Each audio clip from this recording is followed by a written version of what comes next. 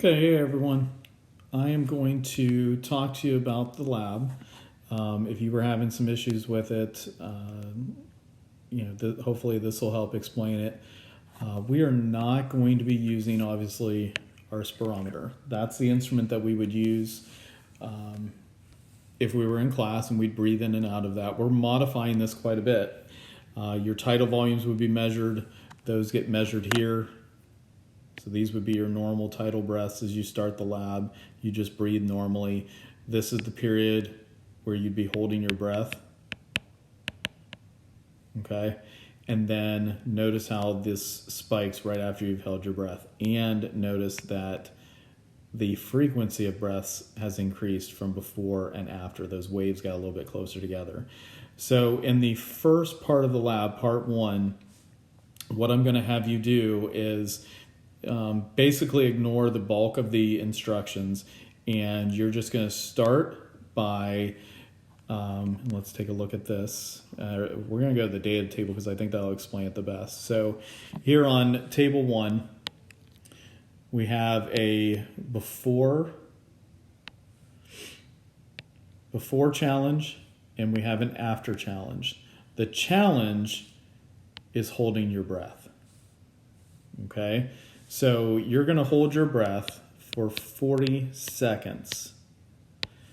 Before you do that, we want to measure your respiratory rate. Your tidal volume is going to be 0.5. We're just going to use that as a standard for everybody, even though everyone would be different. But we're going to do 0.5 because we don't have a way for you guys to measure this at home. So everywhere that you see tidal volume, we're going to assume it's 0.5 liters. Okay, so when we do this, we are going to, again, measure respiratory rate before, and we're going to measure respiratory rate after. Your respiratory rate is literally just counting how many breaths you're going to take in 1 minute. So set your timer, let it run for a minute, and count how many times you inhale and exhale in that minute. So 1 inhale, 1 exhale, that's 1 breath. If we had a respiratory rate of, before the challenge, of 16 breaths per minute.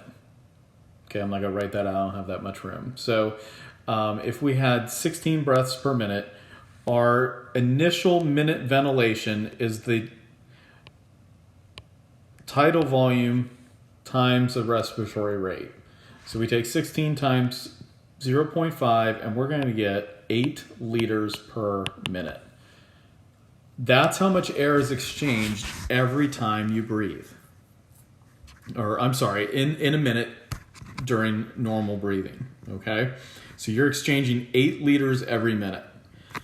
Then we're going to force you to hold your breath for as long as you can, up to 40 seconds.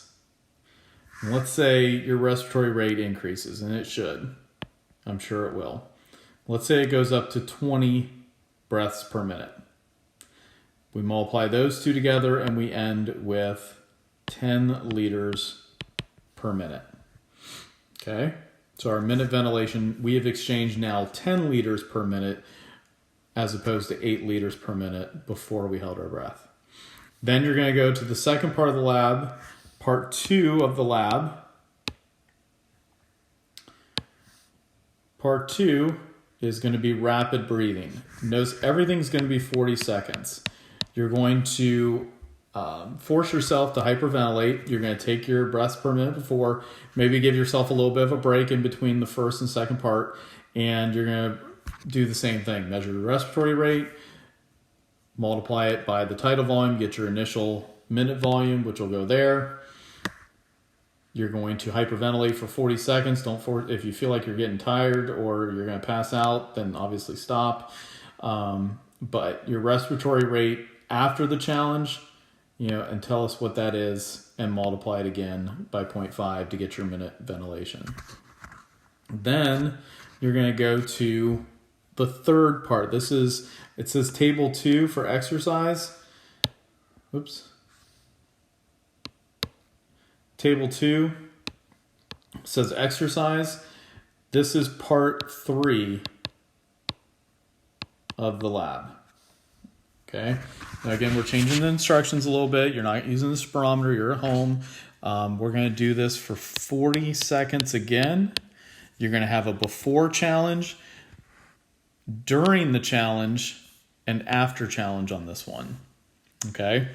So before the challenge, we're going to again use 0.5 liters. We'll use it here because again, we don't have a way to measure that without our instruments. Get your respiratory rate before, get your respiratory rate during the 40 seconds of challenge, okay, and convert that to breaths per minute. If you want to exercise for 1 minute and make it easier, that's fine. You can do 1 minute. Oops, let me erase that. We could do 1 minute of exercise on this one instead. That way your respiratory rate's easy. If you count how many breaths you take during that challenge, I know it's gonna be, you'll have the timer going, you're gonna be exercising. Maybe you have someone else count your breaths. Maybe they can tell. I mean, just by watching your chest moving in and out, that will help count the breaths. You're going to then, again, multiply this number times this number to get your minute ventilation, and then do the same thing after the challenge. Okay, that's all you're doing for today is collecting your data. So you get both of these data tables filled out, 3 different challenges, and that's going to be it for today. Okay, what we are analyzing, what we're looking at, change it, let's do red here.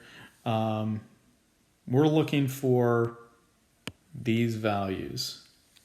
Minute ventilation before and after.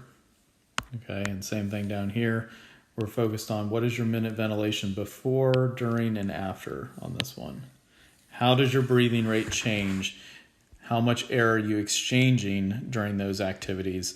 And then Thursday this week, I'm going to have a video for you on free diving, where I'll talk about what free divers will do to try to help themselves hold their breath a little bit longer, and some of the dangers actually of free diving as well. Okay, so hopefully that helps. If you didn't join us on either of our 2 Zoom meetings, you can check this out, and hopefully that helps.